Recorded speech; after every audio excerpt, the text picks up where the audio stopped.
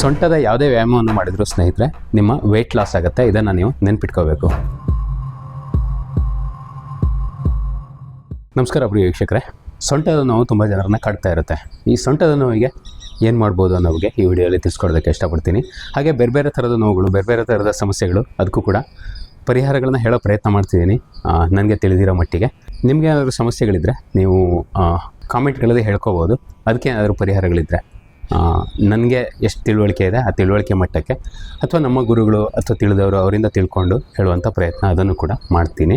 ಪ್ರತಿಬಂಧಕ ಉಪಾಯಗಳಿಗೆ ಅಂದರೆ ರೋಗ ಬರದೇ ಇರೋ ಹಾಗೆ ತಡೆಯೋದಕ್ಕೆ ನಾವು ಹೇಳೋ ಕ್ರಮಗಳು ಹೆಲ್ಪ್ಫುಲ್ ಆಗ್ಬೋದು.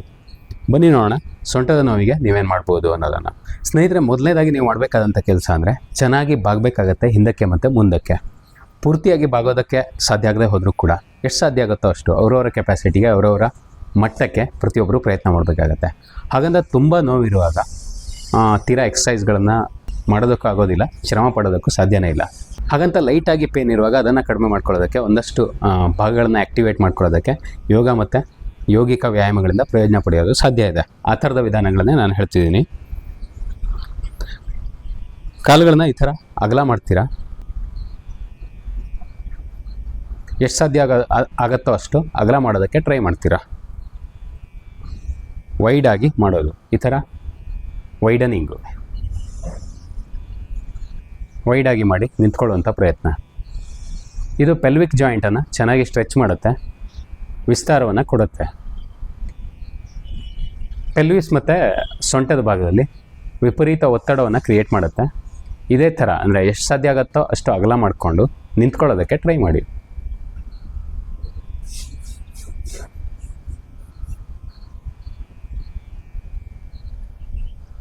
ಉಸಿರಾಟ ಒಳಕ್ಕೂ ಹೊರಕ್ಕೂ ಆಗ್ತಾ ಇರುತ್ತೆ.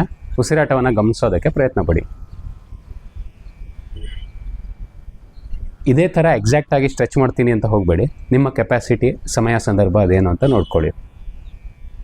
ಮತ್ತು ಸಾಧ್ಯ ಆದಷ್ಟು ನಿಧಾನಕ್ಕೆ ಮಾಡಿ, ಅಷ್ಟಷ್ಟಾಗಿ ಮುಂದುವರ್ಸ್ಕೊಂಡು ಹೋಗೋದಕ್ಕೆ ಟ್ರೈ ಮಾಡಿ. ದಿನ ಇಂಚಿಂಚು ಮೂವ್ ಆದರೂ ಕೂಡ ಅದನ್ನೇ ಪ್ರೋಗ್ರೆಸ್ ಅಂತ ನಾವು ಕನ್ಸಿಡರ್ ಮಾಡ್ಬೋದು. ಮತ್ತು ಒಳಗಡೆ ತರ್ತೀರ, ಈ ಥರ ಹಂತ ಹಂತವಾಗಿ ಒಳಗಡೆ ಬಂದು ಮತ್ತೆ ರಿಲ್ಯಾಕ್ಸ್ಡ್ ಆಗಿ ನಿಂತ್ಕೊಳ್ಳುವಂಥದ್ದು. ಇದನ್ನು ಇನ್ನೊಂದು ಸಲ ಮಾಡ್ತೀನಿ ನಾನು, ನೀವು ಕೂಡ ಟ್ರೈ ಮಾಡ್ಬೋದು ಎಷ್ಟು ಸಾಧ್ಯ ಆಗುತ್ತೋ ಅಷ್ಟರ ಮಟ್ಟಿಗೆ.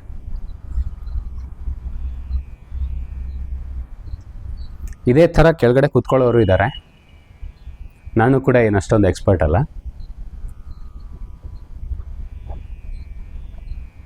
ಮತ್ತೆ ವಾಪಸ್ ಬರ್ತೀನಿ ಸ್ಟ್ಯಾಂಡಿಂಗ್ ಪೋಸ್ಗೆ. ಮೊದಲೇ ಚೆನ್ನಾಗಿ ಸ್ಟ್ರೆಚ್ ಮಾಡುತ್ತೆ ಅಂತ. ಸೊಂಟದ ಭಾಗವನ್ನು ಪವರ್ಫುಲ್ ಮಾಡೋದಾದರೆ ಮೊದಲು ಈ ಪೆಲ್ವಿಕ್ ಜಾಯಿಂಟನ್ನು ಕರೆಕ್ಟಾಗಿ ನೋಡ್ಕೋಬೇಕಾಗತ್ತೆ ನಾವು. ಅದನ್ನು ನೋಡ್ಕೊಳ್ಳೋದಕ್ಕೆ ಎಕ್ಸಸೈಸ್ ಸಹಾಯ ಮಾಡುತ್ತೆ.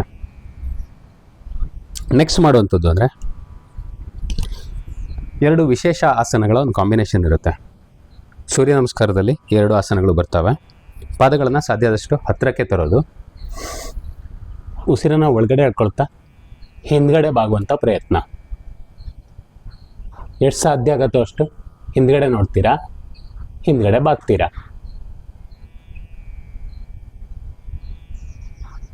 ಉಸಿರನ್ನು ಹೊರಗಡೆ ಬಿಡ್ತಾ ಕೆಳಗಡೆ ಬರ್ತೀರಾ. ಕಾಲ್ಬೆರಳುಗಳನ್ನ ಅಥವಾ ನೆಲವನ್ನು ಟಚ್ ಮಾಡುವಂಥ ಪ್ರಯತ್ನ ಇಲ್ಲಿರುತ್ತೆ.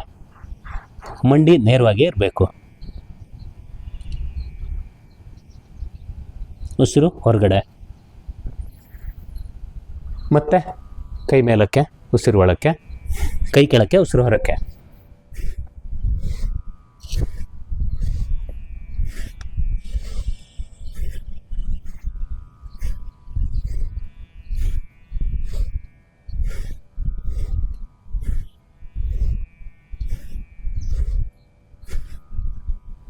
ಸೊಂಟ, ಹೊಟ್ಟೆ ಈ ಭಾಗವನ್ನು ಬಲಪಡಿಸೋದಕ್ಕೆ ತುಂಬ ಸಹಾಯ ಮಾಡುವಂಥ ಎಕ್ಸಸೈಸ್ ಇದು. ಭುಜಗಳನ್ನು ಕೂಡ ತುಂಬ ಸ್ಟ್ರಾಂಗ್ ಮಾಡುತ್ತೆ. ಇದಿಷ್ಟು ಮಾಡೋದಕ್ಕೆ ಸಾಧ್ಯ ಆಗದೆ ಇರೋರು ಏನು ಮಾಡಬೇಕು ಅಂತ ಕೇಳೋದಾದರೆ, ಕಾಲುಗಳನ್ನು ಅಗಲವಾಗಿ ಇಟ್ಕೊಳ್ಳಿ, ಪರವಾಗಿಲ್ಲ. ಈ ಥರ ಸಾಧ್ಯ ಆದಷ್ಟು ಮೇಲಕ್ಕೆ ನೋಡೋದಕ್ಕೆ ಟ್ರೈ ಮಾಡೋದು, ಎಷ್ಟಾಗುತ್ತೋ ಅಷ್ಟು.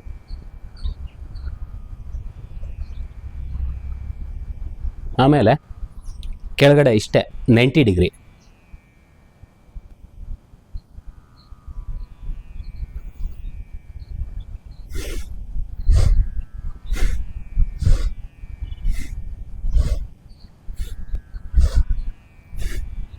ಈ ಥರ ಕಂಟಿನ್ಯೂ ಮಾಡ್ಕೊಂಡು ಹೋಗುವಂಥದ್ದು. ಇದು ಕೂಡ ಭಾಳ ಒಳ್ಳೆ ಎಕ್ಸಸೈಸು ಸೊಂಟದ ಮಟ್ಟಿಗೆ. ಸೊಂಟಕ್ಕೆ ಇನ್ನೊಂದು ಭಾಳ ಪರಿಣಾಮಕಾರಿಯಾದ ಎಕ್ಸಸೈಸ್ ಇದೆ. 2 ರಿಂದ 3 ಅಡಿ ಗ್ಯಾಪು ಪಾದಗಳ ಮಧ್ಯೆ, 3.5 ರಿಂದ 4 ಅಡಿ ಆದರೂ ಪರವಾಗಿಲ್ಲ, ಸ್ವಲ್ಪ ಜಾಸ್ತಿನೇ ತೊಗೋಬೋದು. ರೌಂಡ್ ಹೊಡಿಸುವಂಥದ್ದು, ಪೃಷ್ಠ ಮತ್ತು ಸೊಂಟದ ಭಾಗವನ್ನು ಸುತ್ತಿಸುವಂಥದ್ದು. ಈ ಥರ ಸುತ್ತೋದು ಕೂಡ ಬಹಳ ಸ್ಟ್ರಾಂಗ್ ಆಗಿ ಮಾಡುತ್ತೆ ನಿಮ್ಮ ಸೊಂಟವನ್ನು. ಹಿಂದಕ್ಕೆ ಹೋದಾಗ ಉಸಿರು ಒಳಕ್ಕೆ, ಮುಂದಕ್ಕೆ ಬರುವಾಗ ಉಸಿರು ಹೊರಕ್ಕೆ. ಎಡಕ್ಕೆ ಬಲಕ್ಕೆ, ಹಿಂದಕ್ಕೆ ಮುಂದಕ್ಕೆ. ಕ್ಲಾಕ್ ವೈಸ್ ಡೈರೆಕ್ಷನಲ್ಲೂ ಕೂಡ ಅದನ್ನೇ ಮಾಡ್ತೀರಾ. ಒಂದು ಸಲ ಆ್ಯಂಟಿ ಕ್ಲಾಕ್ ವೈಸು, ಇನ್ನೊಂದು ಸಲ ಕ್ಲಾಕ್ ವೈಸು. ಒಂದು ಸೈಡಿಂದ ಸುತ್ತಿದ್ರಿ ಅಂದರೆ ಇನ್ನೊಂದು ಸೈಡಲ್ಲೂ ಕೂಡ ರೊಟೇಷನ್ ಮಾಡೋದು ಇಂಪಾರ್ಟೆಂಟ್ ಆಗಿರುತ್ತೆ.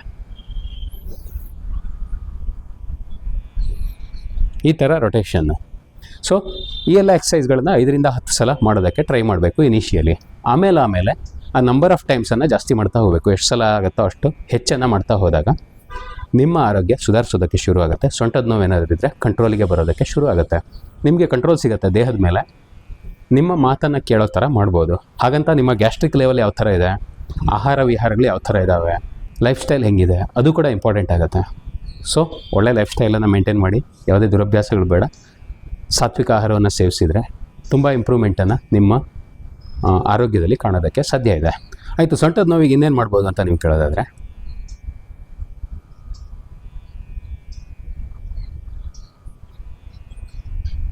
ಈ ಥರ ಒಂದು ಕಾಲು ಸ್ಟೇಬಲ್ ಆಗಿರುತ್ತೆ. ಅಂದರೆ ಬಲಗಾಲನ್ನು ನಾನು ಸ್ಟೇಬಲ್ ಆಗಿ ಇಟ್ಕೊಂಡಿದ್ದೀನಿ. ಎಡಗಾಲನ್ನು ಈ ಥರ ಎಡಕ್ಕೆ ಸ್ಟ್ರೆಚ್ ಮಾಡ್ತೀನಿ. ಅಂದರೆ ಈ ಥರ ತಗೋತೀನಿ. ಇದನ್ನು ತಗೊಂಡೋಗಿ ಬಲಕ್ಕೆ ಇಡ್ತೀನಿ.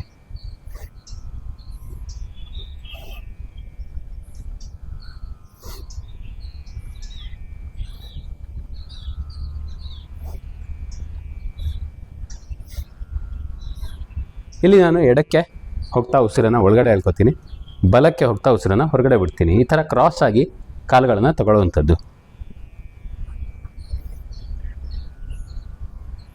ಸೊಂಟದ ಮೇಲೆ ಕೈ ಇಟ್ಕೊಂಡು ಕೂಡ ಮಾಡ್ಬೋದು, ಕೈ ಕೊಟ್ಕೊಂಡು ಕೂಡ ಮಾಡ್ಬೋದು ಬ್ಯಾಲೆನ್ಸ್ಗಾಗಿ. ಉಸಿರು ಒಳಕ್ಕೆ, ಉಸಿರು ಹೊರಕ್ಕೆ, ಉಸಿರು ಒಳಕ್ಕೆ, ಉಸಿರು ಹೊರಕ್ಕೆ. ಈ ಥರ ಕಾಲನ್ನು ಕ್ರಾಸ್ ಆಗಿ ತಗೊಳ್ಳೋದು. 2 ಕಾಲುಗಳು ನೇರವಾಗಿರ್ತವೆ. ಎಡಗಾಲು ಬಲಗಾಲಿಗೆ ಕ್ರಾಸ್ ಆಗಿ ಬಲಕ್ಕೆ ಹೋಗುತ್ತೆ. ಎಷ್ಟು ಸಾಧ್ಯ ಆಗುತ್ತೋ ಅಷ್ಟು ಇದನ್ನು ಮಾಡಿ. ಎಡಗಡೆ ಸೊಂಟಕ್ಕೆ ಒಳ್ಳೆ ಸ್ಟ್ರೆಚ್ ಸಿಗೋದನ್ನು ನೀವು ಗಮನಿಸ್ಬೋದು.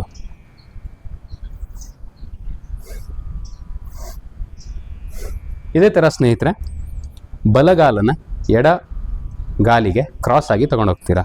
ಬಲಗಾಲನ್ನು ಒಂಚೂರು 2 ಅಡಿ ಬಲಕ್ಕೆ ತಗೋತೀರಾ, ನೇರ ಮಾಡ್ಕೋತೀರಾ ಕಾಲನ್ನು. 2 ಕಾಲುಗಳು ನೇರವಾಗಿ ಇರ್ತವೆ. ಈಗ ಸೊಂಟದ ಮೇಲೆ ಕೈ ಇಟ್ಕೊಂಡು ಬ್ಯಾಲೆನ್ಸ್ ಮಾಡ್ಕೋಬೋದು.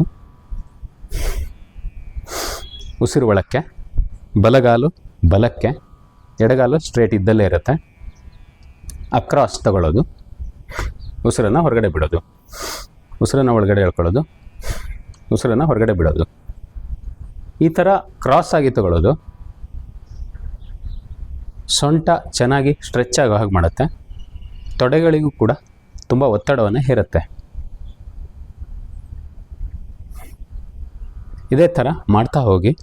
ಇದು ಕೂಡ ತೊಡೆ ಮತ್ತು ಸೊಂಟಕ್ಕೆ ತುಂಬ ಉತ್ತಮವಾದ ವ್ಯಾಯಾಮ ಅಂತಲೇ ಹೇಳ್ಬೋದು. ಇನ್ನೇನು ಮಾಡ್ಬೋದು ಅಂತ ನೀವು ಕೇಳೋದಾದರೆ, ರೊಟೇಟ್ ಮಾಡೋದಕ್ಕೆ ಆಗದೇ ಇರೋ ವ್ಯಕ್ತಿಗಳು, ಭಾರ ತುಂಬ ಜಾಸ್ತಿ ಇರೋರು, ಇವರೆಲ್ಲ ಜಸ್ಟ್ ಇಷ್ಟೇ ಮಾಡಿದರೂ ತುಂಬ ಒಳ್ಳೆ ವ್ಯಾಯಾಮನೇ ಆಗುತ್ತೆ. ಅಂದರೆ ಎಡಕ್ಕೆ ವಾರೆಯಾಗಿ ಮಾಡೋದು ದೇಹವನ್ನು. ಸೆಂಟ್ರಲ್ಲಿರುವಾಗ ಶ್ವಾಸವನ್ನು ಒಳಗಡೆ ಎಳ್ಕೊತೀರಾ, ಎಡಕ್ಕೆ ವಾರೆಯಾಗಿ ಮಾಡ್ತೀರಾ ದೇಹವನ್ನು. ಅಂದರೆ ಒಂದು ಆ್ಯಂಗಲನ್ನು ಕ್ರಿಯೇಟ್ ಮಾಡ್ತೀರಾ, ಉಸಿರನ್ನು ಹೊರಗಡೆ ಬಿಡ್ತೀರಾ. ಮತ್ತು ಶ್ವಾಸವನ್ನು ಒಳಗಡೆ ಎಳ್ಕೊಂಡ್ರಿ, ಶ್ವಾಸ ಹೊರಕ್ಕೆ, ಬಲಕ್ಕೆ ಒಂದು ಆ್ಯಂಗಲನ್ನು ಕ್ರಿಯೇಟ್ ಮಾಡುವಂಥದ್ದು.